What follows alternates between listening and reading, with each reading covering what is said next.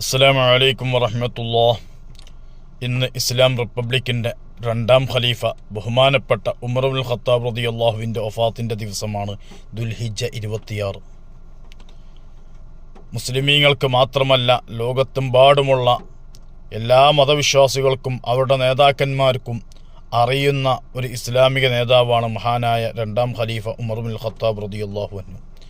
പല രാഷ്ട്രീയ നേതാക്കന്മാരും പല ബുദ്ധിജീവികളും ബഹുമാനപ്പെട്ട ഖലീഫ റളിയല്ലാഹു അൻഹുവിൻ്റെ ജീവിതത്തെ പ്രശംസിക്കുകയും അവരുടെ ഭരണതന്ത്രങ്ങൾ അത് ലോകം മാതൃകയാക്കണമെന്ന് നിർദ്ദേശം നൽകിയ ഒരുപാട് നേതാക്കന്മാരെ നമ്മുടെ ഇന്ത്യ രാജ്യത്തും ഇന്ത്യക്ക് പുറത്തും നമുക്കറിയാം. ജീവിതം കൊണ്ടും എല്ലാം കൊണ്ടും എല്ലാവർക്കും മാതൃകയോഗ്യനായ ഇസ്ലാം റിപ്പബ്ലിക്കിൻ്റെ രണ്ടാം ഖലീഫ കൂടിയായ ബഹുമാനപ്പെട്ട ഉമർ ഇബ്നുൽ ഖത്താബ് റളിയല്ലാഹു അൻഹു വളരെ സൂക്ഷ്മ ജീവിതം നയിച്ച ഒരാൾ കൂടിയാണെന്ന് നമുക്കറിയാം. ഇസ്ലാമിൻ്റെ പല നിയമനിർദ്ദേശങ്ങളും ബഹുമാനപ്പെട്ട ഉമർ ഖത്താബ് റളിയല്ലാഹു അൻഹുവിൻ്റെ അഭിപ്രായത്തോട് യോജിച്ചിട്ടായിരുന്നു വന്നിരുന്നത്. മുത്തുനബി സല്ലല്ലാഹു അലൈഹി വസല്ലമ തങ്ങൾ പല കാര്യങ്ങളും ബഹുമാനപ്പെട്ട ഖലീഫയോട് ചർച്ച ചെയ്ത് തീരുമാനിച്ചതും നമുക്കറിയാം. ബഹുമാനപ്പെട്ട ഒന്നാം ഖലീഫ അബൂബക്കർ സിദ്ദീഖ് റളിയല്ലാഹു അൻഹുവിൻ്റെ ഉപദേശകന് കൂടിയാണ് ബഹുമാനപ്പെട്ട ഉമർ ഇബ്നുൽ ഖത്താബ് റളിയല്ലാഹു അൻഹു. വളരെ ധീരനാണ്.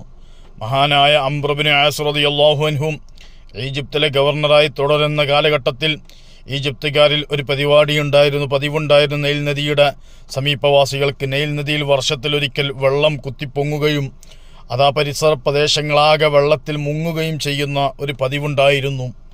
അവരതിന് പ്രതിവിധി ചെയ്യാറുണ്ടായിരുന്നു. വർഷത്തിൽ ഒരു കന്യകയായ സ്ത്രീയെ നല്ല പുതു ഡ്രസ്സുകൾ അണിയിച്ച് മാറ്റിയൊരുക്കി നല്ല ആഭരണങ്ങൾ, സ്വർണ്ണാഭരണങ്ങൾ, നല്ല ആഭരണങ്ങളൊക്കെ ധരിച്ച് ആ സ്ത്രീയെ നൈൽ നദിയിലേക്ക് വലിച്ചെറിയും. അതോടുകൂടെ നൈൽ നദിയിലെ വെള്ളപ്പൊക്കം താകും. അത് നാട്ടുകാരുടെ വിശ്വാസമായിരുന്നു.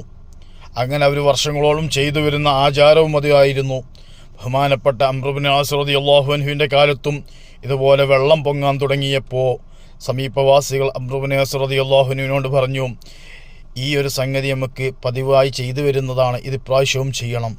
ഇസ്ലാമിലൊരിക്കലും തന്നെ അങ്ങനെ ഒരു പതിവില്ല, അങ്ങനെ ചെയ്യൽ തെറ്റുമാണ്.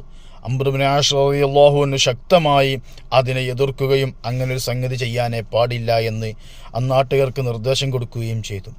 പതിവ് സമയമായപ്പോഴേക്ക് ഈജിപ്തിലെ നൈൽ നദിയിലെ വെള്ളം പൊങ്ങാൻ തുടങ്ങി.